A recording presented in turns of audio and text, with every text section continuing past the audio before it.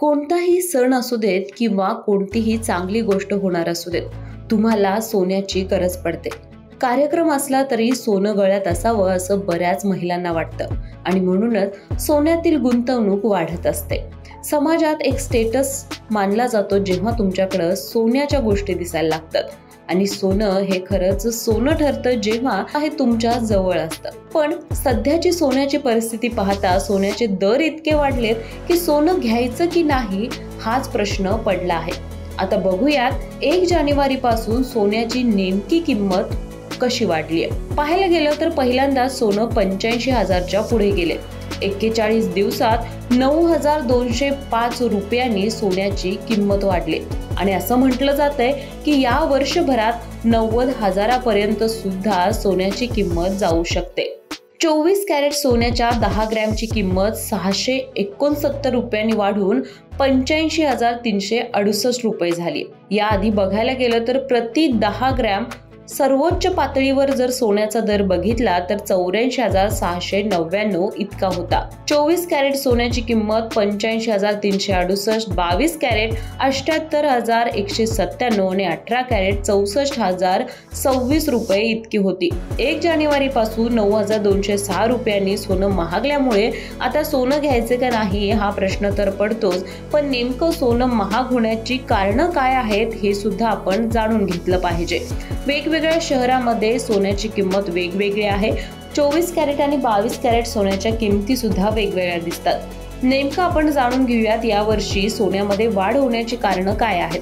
पहिली गोष्ट म्हणजे अमेरिकेचे अध्यक्ष डोनाल्ड ट्रम्प झाले. यानंतर भूराजकीय तणाव निर्माण झालाय आणि म्हणूनच डॉलरच्या तुलनेत रुपया कमकुवत होत असल्यामुळे सोने महाग होत असल्याचं आपल्याला पाहायला मिळते. वाढती महागाई जर बघितली तर वाढत्या महागाईचं प्रमाण सुद्धा जोरदार वाढत आहे आणि म्हणूनच सोन्याच्या किमतीला पाठिंबा मिळतोय. जर तुम्ही आता सोनं घेऊन ठेवलं तर काही वर्षानंतर सोन्याची किंमत आपल्याला वाढलेली मिळते. त्याचबरोबर शेअर बाजारातील वाढती अस्थिरता सुद्धा लोक सोन्यात गुंतवणूक वाढवण्याचं कारण ठरतात. आपण नेहमी पाहतो एखादी गोष्ट पैशाने घ्यायची असेल आणि तो पैसा जर आपल्याकडे नसेल तर काही लोक सोनं गहाण ठेवतात. अगदी सर्वसामान्य घरांमध्ये हीच परिस्थिती असते. जेव्हा काहीच पैसा मिळत नाही तेव्हा घरातील सोनं हे गहाण ठेवलं जातं, यावर व्याज घेतलं जातं आणि हाच पैसा वापरला जातो.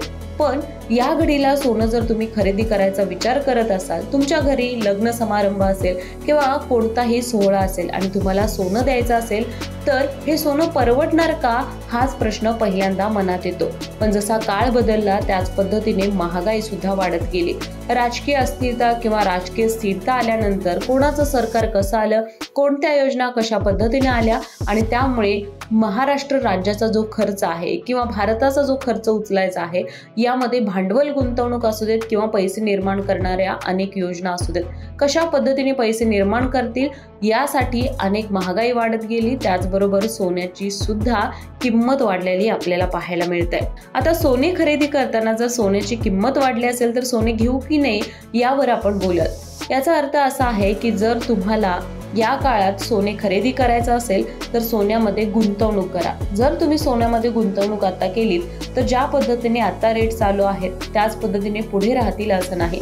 गेल्या 5 वर्षापूर्वी जर तुम्ही सोनं खरेदी केलं असाल आणि त्याची गुंतवणूक केली असेल तर तुम्हाला त्याचं व्याज सोबतच त्या सोन्याची किंमत वाढलेली मिळेल आणि म्हणूनच जर तुम्ही आता सोने खरेदी करून ठेवला तर येत्या काही वर्षात सोन्याची किंमत वाढत जाणारच. जशी आता महागाई वाढते त्याच पद्धतीने सोन्याच्या दरामध्ये सुद्धा बदल होणार आहे आणि म्हणूनच तुम्हाला एक निश्चित असं पैशाचं मॅनेजमेंट करता येईल आणि म्हणूनच सोनं जर घेऊन ठेवत असाल तर निश्चितच सोने खरेदीचा हा चांगला वेळ ठरू शकतो.